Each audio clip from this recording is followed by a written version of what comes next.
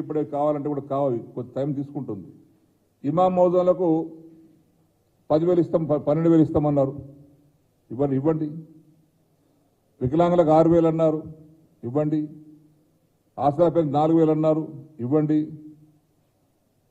ప్రతి పట్టణంలో రష్ పెరిగింది. ఆటోనగర్ మంచి ఆలోచన, వాళ్ళు చేసినటువంటి ఆలోచన ఆటోనగర్. ఎందుకంటే ట్రాఫిక్ జామ్ అవుతుంది, యాక్సిడెంట్లు అవుతా ఉన్నాయి, ప్రమాదాలు అవుతా ఉన్నాయి ప్రతి పట్టణంలో. ఆటోనగర్ పెట్టించండి, స్థలం సేకరించండి. ఇకపోతే కళ్యాణ లక్ష్మికి మేము 1,00,000 రూపాయలు ఇస్తాం, వాళ్ళు తులం బంగారం అన్నారు. ఇవ్వండి, తులం బంగారం తీసుకొచ్చి స్టాక్ పెట్టండి. మండల కొద్ది స్టాక్ పెట్టి అక్కడ పెట్టిన తర్వాత ఆ 1,00,000 రూపాయలు ఇప్పుడు దరఖాస్తులు వస్తున్నాయి. ఆ 1,00,000 రూపాయలు వస్తున్నాయి కానీ ఎక్కడ తుల బంగారం సంగతి చెప్తలేరు, ఎక్కడ నాయకులు మాట్లాడతలేరు. తర్వాత ఇందిరమ్మ కానుకనట. అదేవిధంగా మాజీ సర్పంచులకు 15,000 రూపాయలట, మాజీ వార్డు మెంబర్లకు గౌరవ వేతనం ఇవ్వండి. మళ్ళీ సర్పంచులకు, ఎంపీటీ, జడ్పీటీలకు వేతనం, గౌరవ వేతనం పెంచుతామన్నారు, పెంచండి. ఇవన్నీ ఏమీ లేదు. అంటే నేను చెప్పేటి అన్ని తక్షణంగా గవర్నమెంట్ తీసుకునేటువంటి నిర్ణయం తీసుకునేటువంటి అంశాలు ఇవన్నీ. ఇంకా చాలా అంశాలు ఉన్నాయి కానీ అది పెద్దగా ఉన్నాయి, టైం పడుతుంది.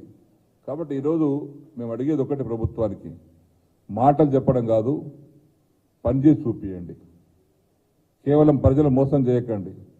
ఇందిరమ్మ ఇండ్లు అన్నారు, నేను అసెంబ్లీ చెప్దాం అనుకున్నా. నా కాన్స్టిట్యున్సీలో ఇందిరమ్మ ఇండ్ల పేరుతోటి గతంలో రాజశేఖర రెడ్డి గారు ముఖ్యమంత్రి ఉన్నప్పుడు ఇందిరమ్మ ఇండ్లు అని చెప్పి శాంక్షన్ చేశారు. దాదాపు ఒక 15,000-16,000 ఇళ్ళు మంజూరు చేశారు. అందులో 10% కట్టలే, నాట్ ఈవెన్ 10% కట్టలే, 90% బోగస్, కట్టకుండా బిల్లు చెప్పుకున్నారు. నా కాన్స్టిట్యూన్సీ జైలుకు పోయినరు, నాయకులు జైలుకు పోయినరు, ఉద్యోగస్తులు డిస్మిస్ అయ్యింది. పాపం ఉద్యోగం పోయింది వాళ్ళది. మళ్ళా ఇందిరమ్మ ఇల్లు నా విధంగా కానియకండి. మళ్ళీ ఇందిరమ్మ పేరే పెట్టారు 5 లక్షల స్కీమ్ కోసం. పేదవారిని గుర్తించండి, న్యాయమైనటువంటి వారిని గుర్తించండి, అర్హులను గుర్తించండి, వారికి అలాట్ చేయించండి. కట్టిస్తారా కట్టించండి, వాళ్ళు ఎట్లుంటో విధి విధానాలు తయారు చేయండి. ఇక విధి విధానాలు తయారు కాలేదు కాబట్టి నేను ఒక్కటే అడుగుతున్నాను ఈ ప్రభుత్వానికి. ఈ యొక్క స్వయం ప్రజాపాలన అన్నారు, ఏం చేశారు, ఏం సాధించారండి? 1,20,00,000 దరఖాస్తులు వచ్చినాయి నేటికి. ఈరోజు అయిపోయింది, నిన్నటికి క్లోజ్ అయిపోయింది. ఇందులోనే మీరే రాశారు ఒక అంశంలో ఏమని, చేయూత పథకం కింద ప్రస్తుతం పింఛన్ పొందుతున్న వారు దరఖాస్తు చేయాల్సిన అవసరం లేదు అన్నారు. వారితో దరఖాస్తు తీసుకున్నారు, క్యూలో పడి పాపం ఇబ్బంది పడ్డారు. ఈరోజు రైతు బంధు, దాని దరఖాస్తు అవసరం ఉందండి? పోయిన గవర్నమెంట్ రైతు బంధు ఇచ్చిన దరఖాస్తు తీసుకున్నామా? రైతు బీమా దరఖాస్తు తీసుకున్నామా? పెన్షన్ దరఖాస్తు తీసుకున్నామా? కళ్యాణ లక్ష్మి దరఖాస్తు పెట్టుకుని ఇచ్చేసినాం. దానికి అర్హత కానీ లేకపోతే దరఖాస్తు ఇవ్వండి ముందు మీరు గుర్తిస్తాం, ఇవన్నీ ఎక్కడ జరగలేదు. అంటే ఇది కేవలము కాలయాపన కోసమే, తక్షణమే ఇవ్వటానికి తప్పించుకోవడానికి చేసేటువంటి కార్యక్రమాలు. ప్రభుత్వం చాతగాంతనాన్ని నిరూపించుకోవాల్సి వస్తుందని ఇవన్నీ తప్పుదో పట్టిస్తూ ఉన్నారు. ఇది ఒక 6 మాసాలు జరిపిస్తారు ఇట్లనే ఈ ప్రజాపాలన. ఇందులో దరఖాస్తుదారు వివరాలు వగరా వగరా పుష్టి పట్టారు. పాపం బ్లాక్లో ఉన్నారు లబ్ధిదారులు. మహాలక్ష్మి పథకం 2,500 అర్జెంటుగా ఇవ్వండి. ఎంతమందికి ఇస్తారో చెప్పండి, దీని మీద స్పష్టత లేదు. 2,500 ఇంటికి ఒకటి ఇస్తారా, లేక ఇంటి ఉన్నటువంటి ప్రతి ఆడబిడ్డకి ఇస్తారా, దానికి క్లారిటీ లేదు.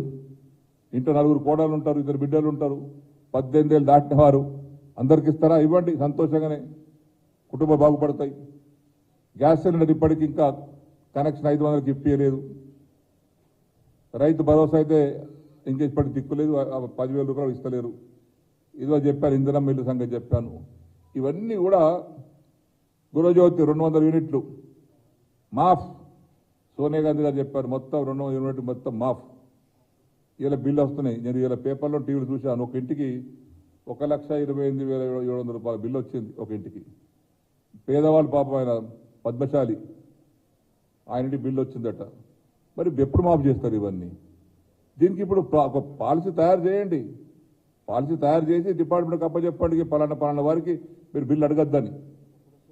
200 యూనిట్ కాల్చుకునేటువంటి వారు ప్రతి ఒక్కరికి అడగద్దని చెప్పండి. వైట్ రేషన్ కార్డు అంటారా లేకుంటే ఏమంటారా చెప్పండి ఒకసారి. స్పష్టత లేదు. అది కూడా మీరు ఏ పథకం అయితే ప్రకటించారో ఏ పథకం పైన స్పష్టత లేదు. స్పష్టత లేకుండా, అవగాహన లేకుండా ప్రకటించినటువంటి పథకాలు ఇవన్నీ. చేయుత పథకం కానీ, గృహయోధ పథకం కానీ, ఇవన్నీ కూడా అనవసరంగా ప్రజలను మోసం